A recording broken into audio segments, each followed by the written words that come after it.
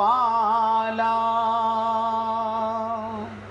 भजो गिरिधर गोविंद गोपाला, भजो मुरली मनोहर नंदलाला, भजो मुरली मनोहर नंदलाला,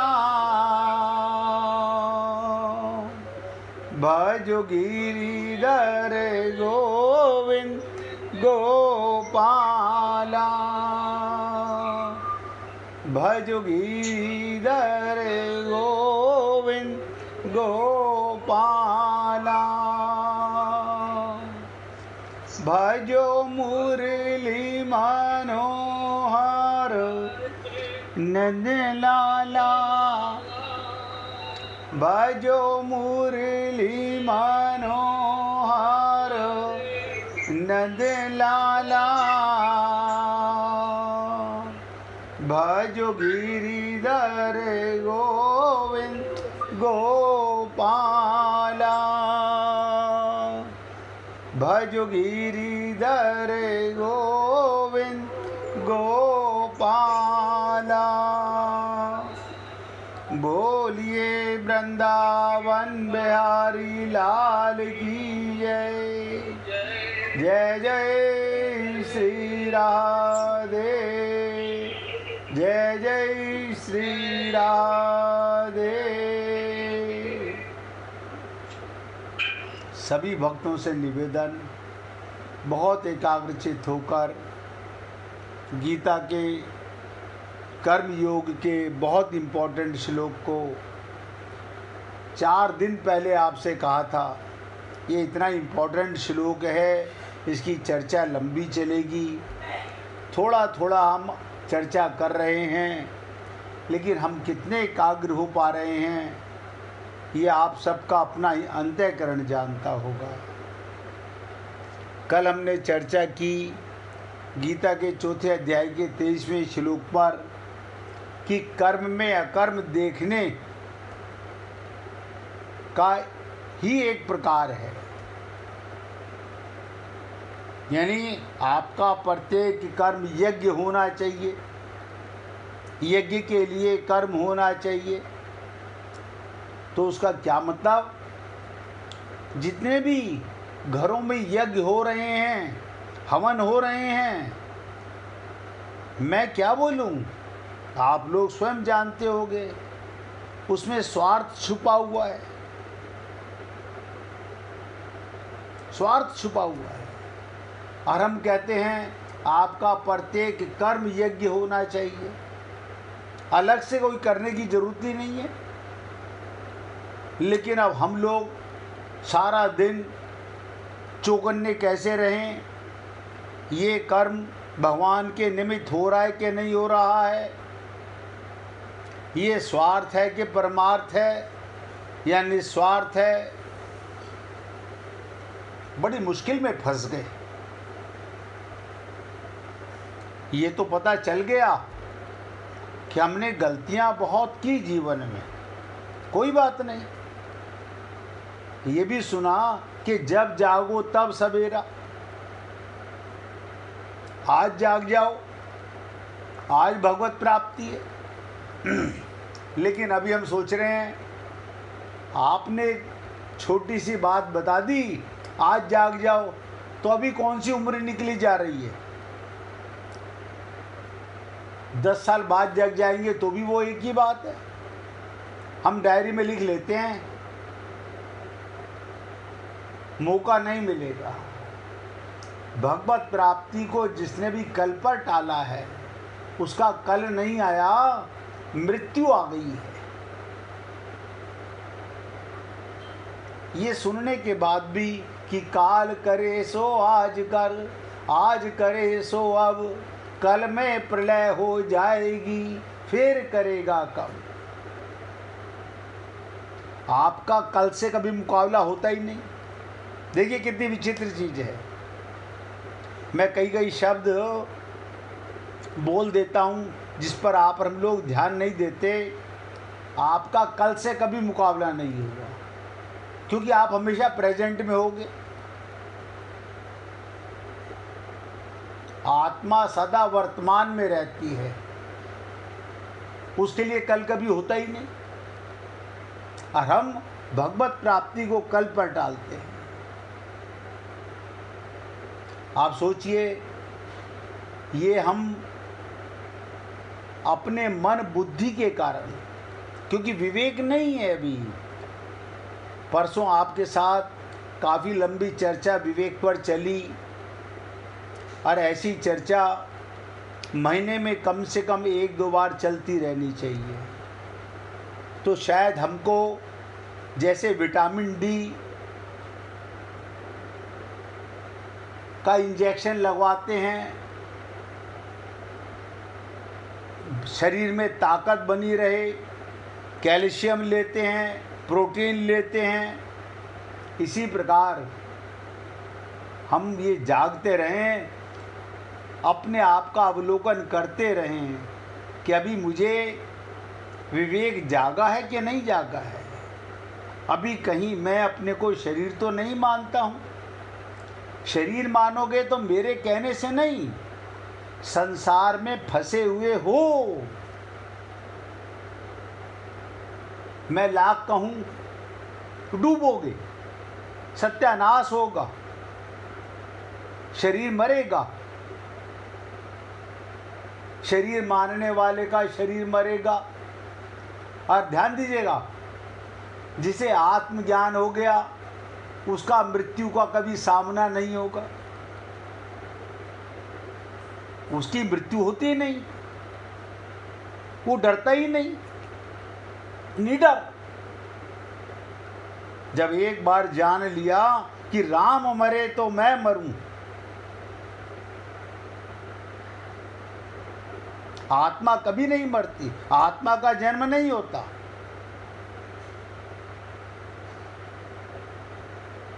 और आत्मा को परमात्मा सदा मिला हुआ है। इतना जानने के बाद भी जब ये लोग बोलते ना हम कोशिश कर रहे हैं, बड़ी कमाल की बात है।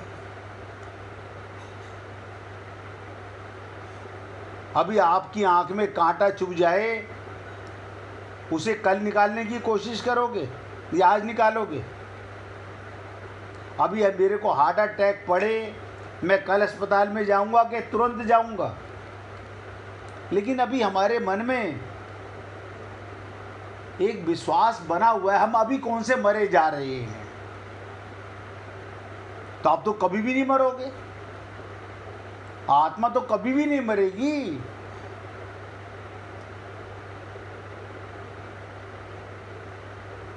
न माया मरी न मन मरा, और मर मर गए शरीर। हम शरीर मानते हैं, और आशा तृष्णा ना मरी, कह गए दास कबीर। जब तक ये जीव अपने आप को शरीर मानेगा, काया और माया के भ्रम में फंसा रहेगा। कितने ही गुरु मिले, गुरु क्या करेगा? ग्रंथ क्या करेंगे? वेद क्या करेंगे? पुराण क्या करेंगे? भागवत क्या करेगी? हमने एक पिक्चर देखी, कई दिन तक याद रही। ध्यान दीजिएगा, पीछे एक बार कुछ लोग चर्चा कर रहे थे, हमने शोले पिक्चर इतनी बार देखी, हमने वक्त पिक्चर इतनी बार देखी।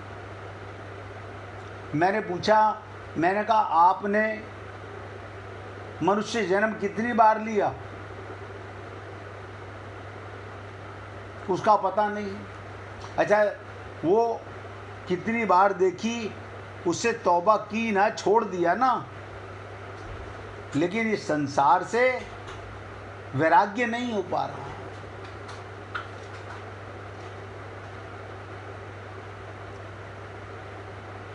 अभी परसों नरेंद्र भाई बोल रहे थे आप पूरी तरह, मैं कह रहा हूँ मैं पूरी तरह क्या, मैं तो सिर्फ आपको आत्मज्ञान कराने की बात कर रहा हूँ।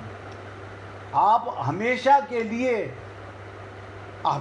लिए आनंद में हो जाओगे। कोई डर नहीं, कोई चिंता नहीं। शरीर कल का मरता, आज मरे, क्या फर्क पड़ता है। मैं शरीरी हूँ, मैं आत्मा हूँ, परमात्मा की गोदी में हूँ, कभी नहीं मर सकता। इसलिए मैंने कहा आपका जीवन में कल कभी नहीं आएगा, आपकी मृत्यु कभी नहीं होगी।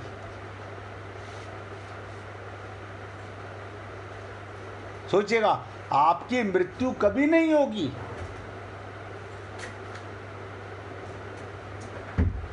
इसलिए निडर हो जाओ, लेकिन आत्मज्ञान से। शरीर मान के निडर नहीं हो सकते। शरीर तो सुबह उठता है, 24 घंटे मर के फिर जागता है, और मैं तो कहता हूँ हर घड़ी मर रहा है। तो हे पुण्य आत्माओं, निस्वार्थ भाव से अपने घर का, परिवार का भी सेवा करो, दूसरों के हित के लिए करो, अपने लिए नहीं। ये जो आप हम लोग करते रहे अपने बेटे के लिए, अपने पति के लिए, समझ में नहीं आता ये अपनापन कहाँ से आ गया। उसमें भगवान है तो अपनापन नजर आ रहा है। आप चमड़े से रिश्ता मान के जो कर्म करते हो वो स्वार्थ हो गया। आप उसमें आत्मा देख के, परमात्मा देख के सेवा करो ना, चाहे वो कोई भी हो।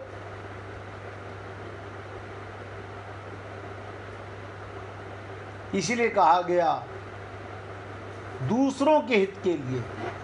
ये शरीर भी दूसरा है। आप इसको खिलाते पिलाते नहलाते सुलाते हो, ये भी दूसरा है। आत्मा कभी नहीं सोई। अगर मैं ये बोलूँगा ना आप आज तक कभी नहीं सोए हैं, ऐसे थोड़ी होता है। हम एक दिन जग जाएंगे, 2 दिन जग जाएंगे, ना बाबा ना, हम तो रोज सोते हैं। ये भ्रम है। परमात्मा कभी नहीं सोते,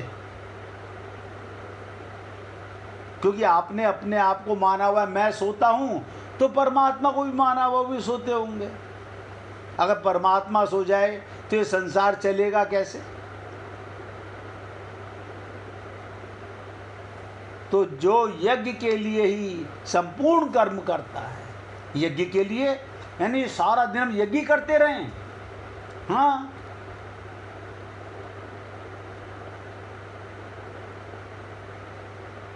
कोई भक्त बताएगा यज्ञ का मतलब क्या होता है। कई बार बता चुका हूं।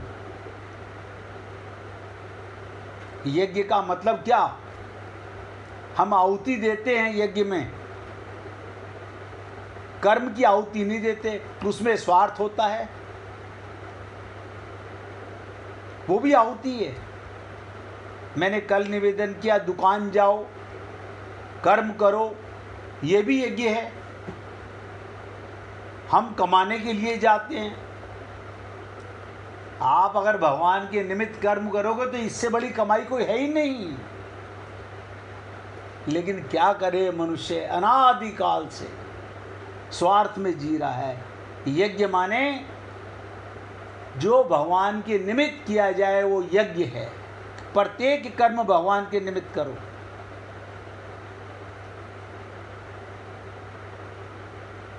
मैं खाने में बैठो या पखाने में बैठो, कोई फर्क नहीं पड़ता। मन में वहाँ भी विचार आते रहते हैं, वो भी कर्म हो रहे हैं। आप मंदिर में हो, वहाँ भी कर्म कर रहे हो। ये कर्म बंधन से जो जीव मुक्त हो जाता है, और जो यज्ञ के लिए कर्म नहीं करता, अर्थात अपने लिए कर्म करता है, अपनों के लिए कर्म करता है, वो बंधता जाता है। भगवान के लिए कर रहे हैं, तो हम कह चुके हैं ना आपसे। आप मेरे भाई, मैं तो, मेरा फर्ज है रोज रोज जगाने का। आप तो जागे हो मेरे भाई, ये आपका बड़प्पन है, आप जागे हुए हो। कभी गलती भी हो जाती है तो माफी मांग लेते। बहुत सुंदर है, बहुत सुंदर है भाई, यही हमारा फर्ज है। त्रुटि तो हम करते रहेंगे, लेकिन रियलाइज करना, माफ़ी मांग लेना, हे प्रभु क्षमा करो, भगवान तुरंत क्षमा कर देते हैं।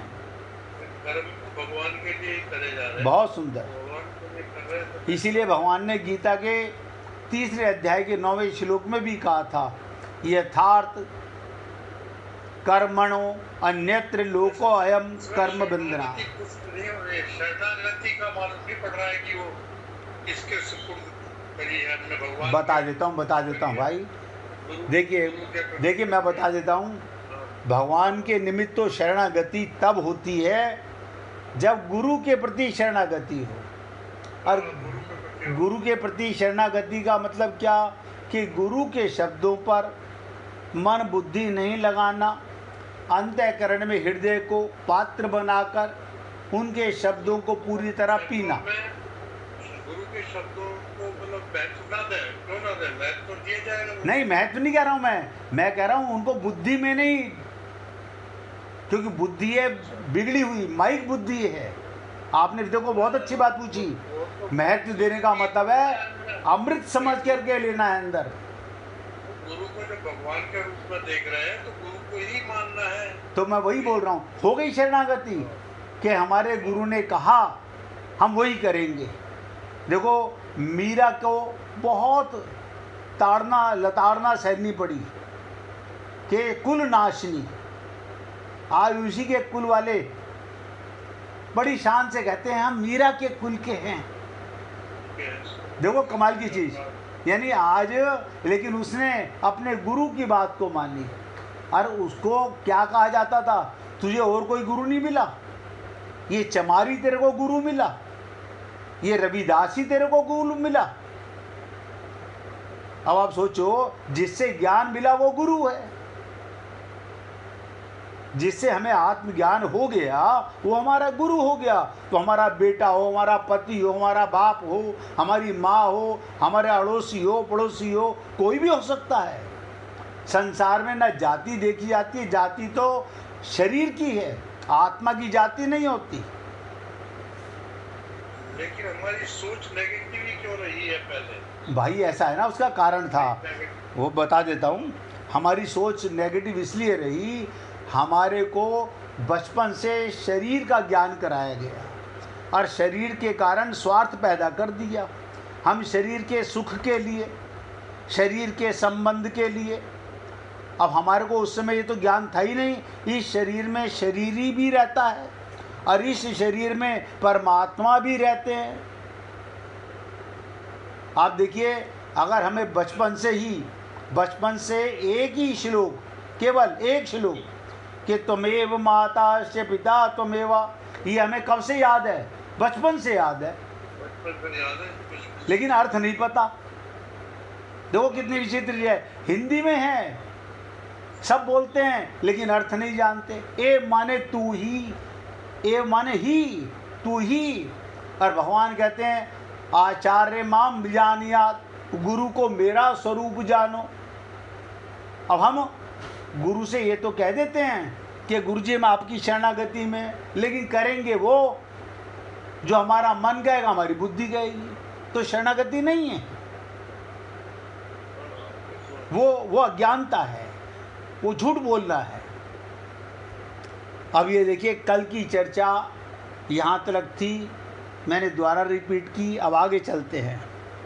प्रकृति का कार्य, क्रिया और पदार्थ, इन दोनों में क्रिया भी अंत होता है, पदार्थ का भी अंत होता है।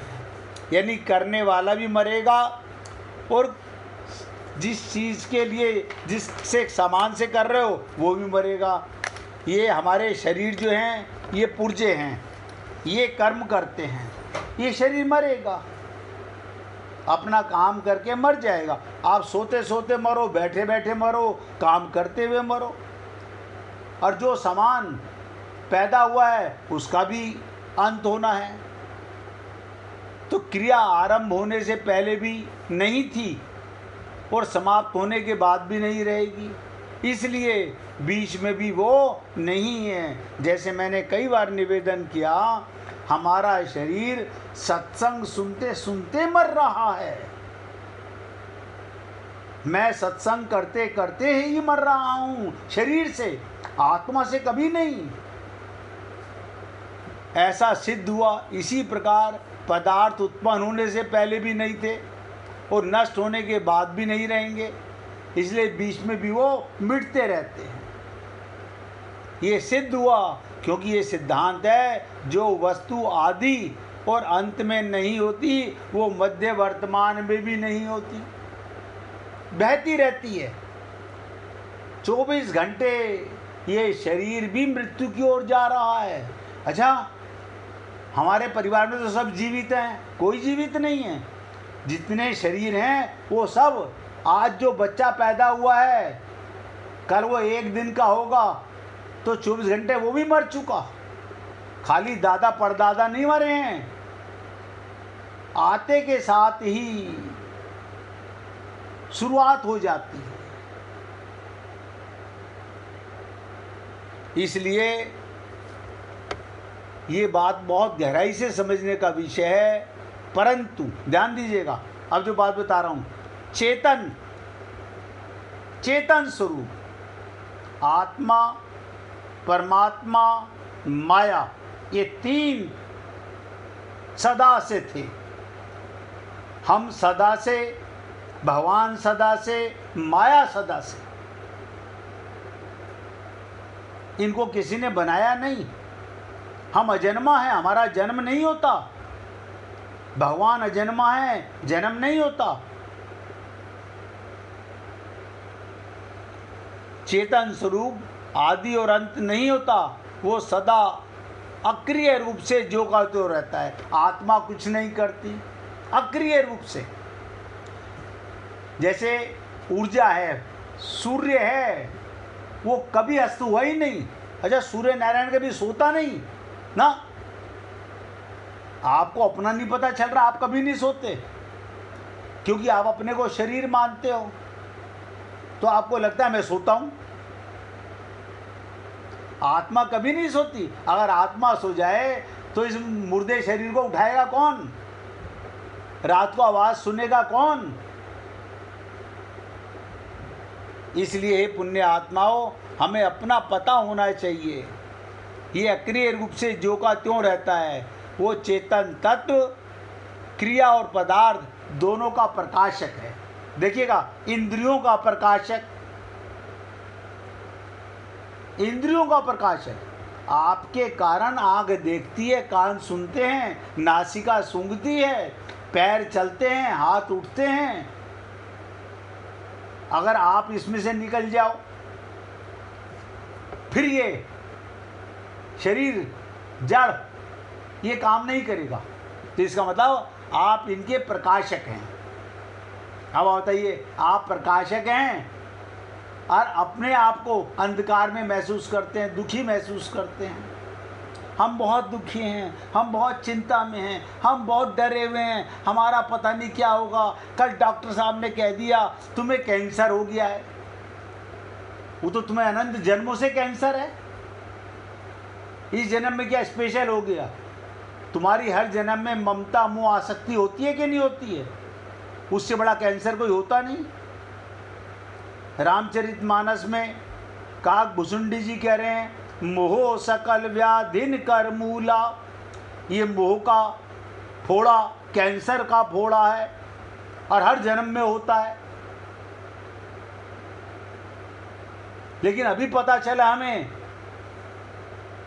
हम डरने लगे।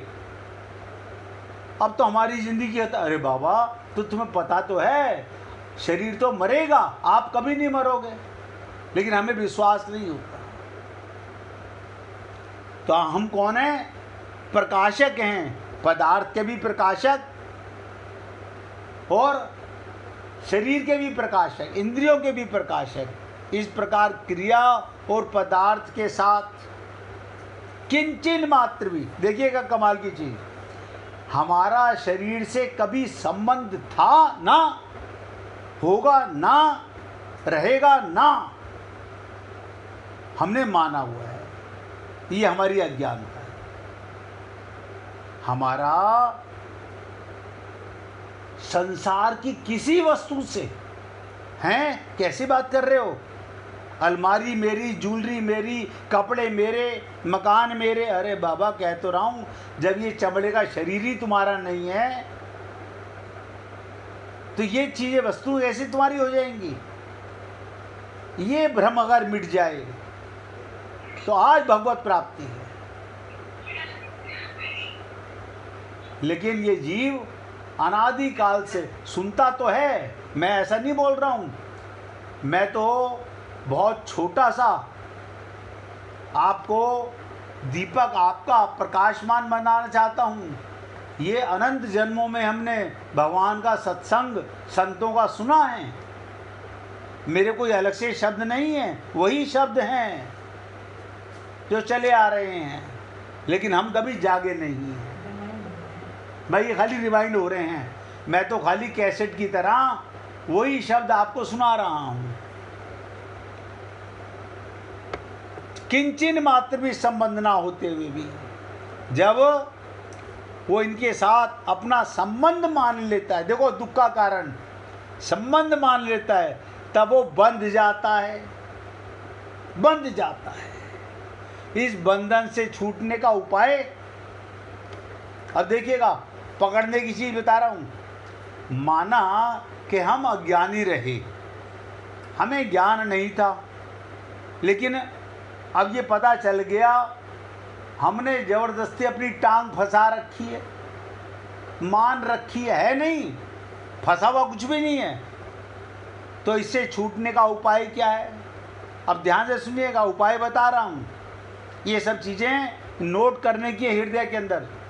फलेच्छा का त्याग करके, अब कुछ पाने का त्याग करो, कुछ नहीं पाना।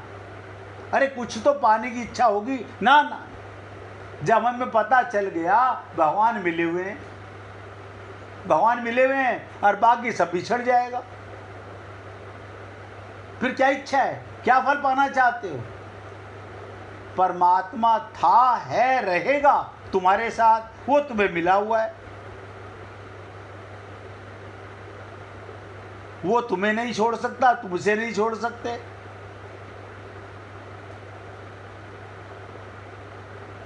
अब भगवान अपनी पूरी कर रहा है हमारी, बिल्कुल वही, उसी के कारण हो रही हैं।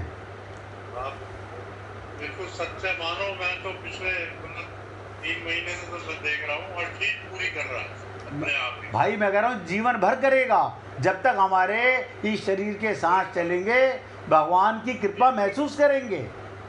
कहते ना, करते हो तुम कन्हैया मेरा नाम हो रहा है, मैं कुछ नहीं कर रहा, सब तुम कर रहे हो।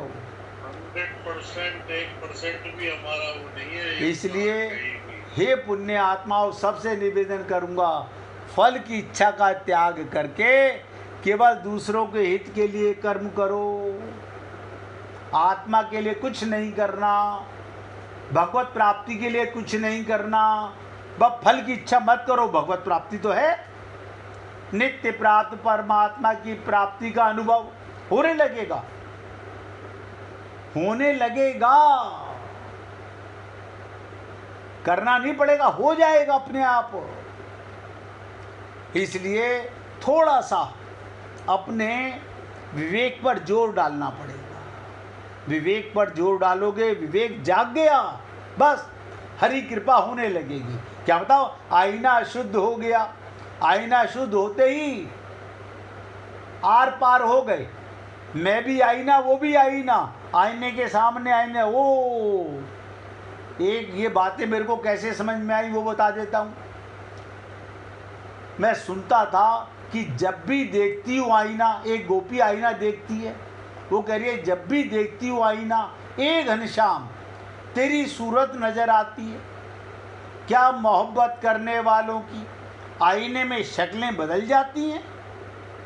अब देखिएगा, हमने इसको अपनी शक्ल मान रखा है, इस शरीर को अपना मान रखा है, ये मेरा शरीर है। और कब से मजे की बात ये, कितना घमंड है, डोंट टच मी, कमाल है इस मिट्टी को, इतना अहंकार। कल ये जलेगा तब नहीं कहोगे डोंट टच मी, आज कहते हो डोंट टच मी। तो जिस दिन आपको इस शरीर का भ्रम मिटेगा, आपको अपना और परमात्मा का सब कुछ, ये शरीर भी भगवान ने गीता में इतना बड़ा स्रोत बता दिया, वासुदेव सर्वम, सब कुछ मैं बना हूँ।